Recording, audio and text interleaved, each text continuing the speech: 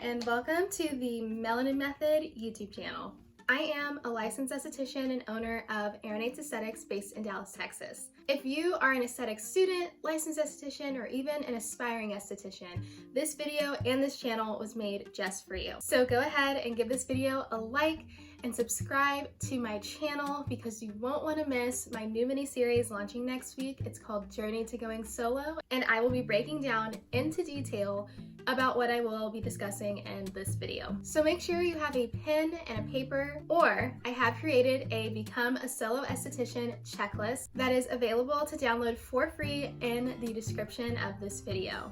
Alrighty, now let's get into the practical steps to becoming a solo esthetician. Step 1, become a licensed esthetician. I mean, this goes without saying, but your first priority over everything should be to have a valid aesthetics license in the state that you reside in. If you're wanting more information on how to choose the right school or what school would be the best fit for you, please leave a comment down below that you're interested. Step number 2, build a social media presence. This is probably the most important step and even the hardest, if I'm being honest. I know that for most solo estheticians, it's easiest to build a social media presence on Instagram. This is because it's super easy to target your ideal audience through the use of hashtags and locations, and it's 100% free. It's literally free advertising for your brand or your business. If you're watching this and you're still in school, or even if you're just watching this in general, make sure you have an Instagram account for your business already made. It is also super important that when you make your Instagram account for your business, that you have it as a business account through Instagram. That way, you're gonna be able to see your insights and your analytics, and also be able to promote and run ads through your business account if you wish to do so. So building a super strong social media presence is key to building a clientele. But it can also be really helpful in helping you show off your skills and your greatest assets, and also just the knowledge that you have in the aesthetics industry. If you want more knowledge on the topic of building a brand and building a social media presence, make sure that you subscribe to my channel if you haven't already, as I will be going in depth on this topic in my future video series, and I wouldn't want you to miss it. Step number 3, check your finances. So I know this can tend to be a rather touchy subject, to say the least, especially because everyone comes from different financial situations and different backgrounds. However, there are a few resources that you can use to help you fund your business. Option number 1 would be to save up the money for a couple months or maybe even a couple years so that you don't have to be in debt as soon as you start your business. This is a smart option. However, if you're like me, and you're impatient and you know damn well you're not gonna wait that long to start your business because you want to do it right now, here's option number 2, which is having a line of credit. That's whether it's credit cards or loans or grants. Now, I know that debt can be really scary, but if you're building a brand and building a business, you have to put in money to make money. And I know it's scary, and there's things that you can do to make that a little bit less scary, like definitely do your research on loans that you're applying for, grants, or credit cards as well if you're going to use a credit card. And make sure you're not digging yourself into too much of a financial debt hole that you won't be able to get out of. There is honestly no wrong or right way about funding your business. It's all just up to you and what works best for your situation. Step number 4, establish an LLC. This step is very necessary in order for you to operate your business legally. Most banks won't even let you open a business bank account or even any sort of business lines of credit if you don't already have an LLC. They're just not going to take you seriously as a business. So to start, LLC stands for Limited Liability Company. And by having an LLC for your business, it will separate your business assets from your personal assets. For example, let's just say someone wanted to sue you. Because you have an LLC, they will not be going after your personal assets, such as your car or your house. They'd be going for your mag lamp and your facial steamer and your facial bed or whatever you have in your treatment room, whatever is owned under your business. Now, applying for an LLC can be a little bit tricky and difficult to maybe do it completely on your own. So I highly suggest getting a business to file it for you on your behalf, or hiring a lawyer if you have the money to do that. This process can usually take a week to a few weeks. I know for me personally, to get my LLC, it took about a week. So make sure you're not trying to establish your LLC too close to your opening date. Now time for some not so great news about LLCs. So registering for an LLC in the state of Texas is $300. I know it seems like a lot, and it is a lot, but if you want to be able to run your business legally and operate legally, you need to have an LLC. There's just no getting around it.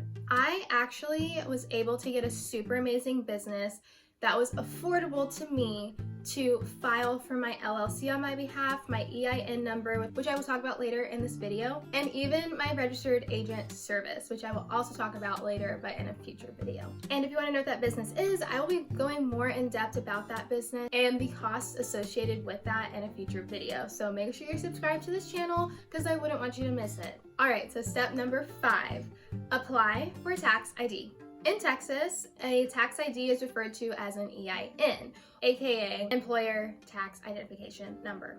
This number is filed through the IRS, and it's basically like a social security number, but for your business. Again, separating your personal finances from your business finances. An EIN is also required when you are filing for your taxes on behalf of your business. And it's also required when you're trying to open a business bank account, or maybe you're trying to apply for a business grant, loan, maybe possibly credit cards as well. This number may also be necessary when you are wanting to retail certain products or skincare lines or skincare brands in your aesthetics practice. And in Texas, there is actually no fee for applying for your EIN. Step number 6, obtain a sales use and tax certificate. This certificate allows you to tax or collect sales tax on certain goods, services, and items. Again, this is free to apply for in the state of Texas, and it's super easy. I did this one on my own without the help of that business I was mentioning earlier.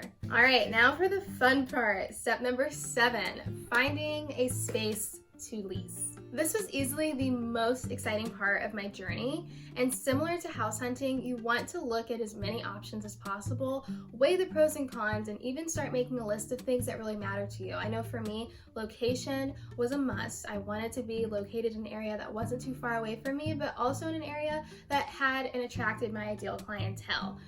I also prioritized rent costs and if utilities were included and things like that. If you're planning to operate your business from home, this is obviously not the journey I took, so I don't have much information on it, but just make sure that you're following your city, state, and county guidelines for operating a business in a residence. And also make sure that you're looking over your rules for your homeowners association. My biggest advice when it comes for looking for a space is to start small.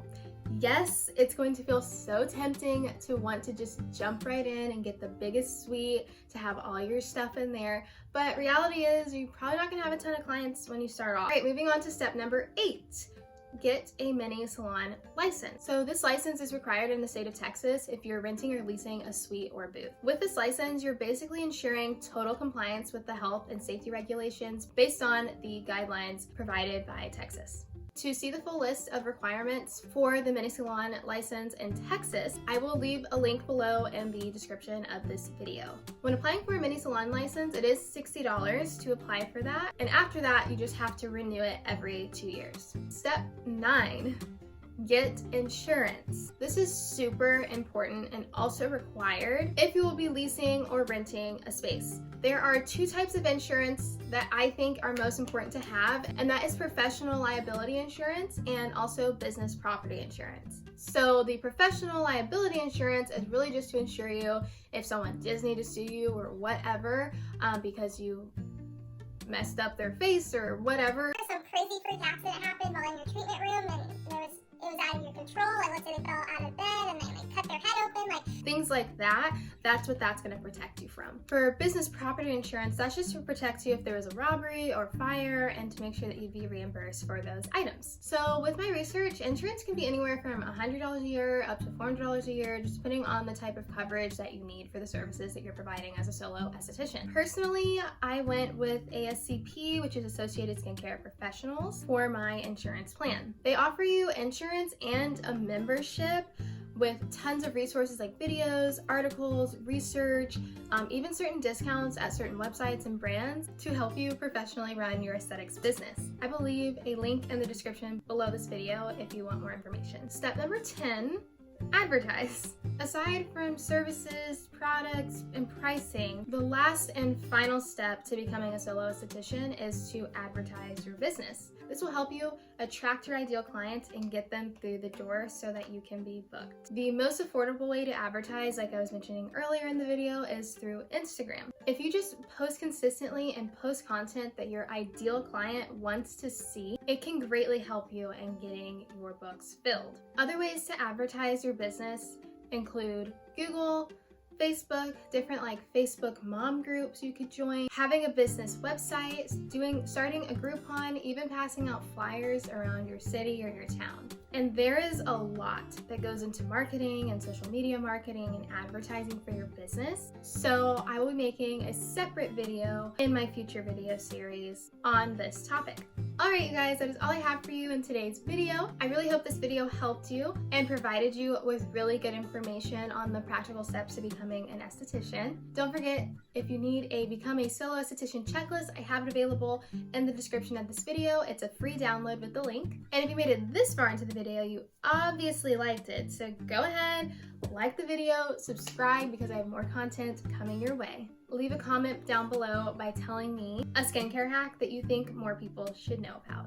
Again, I love you all so much, and I will see you next week.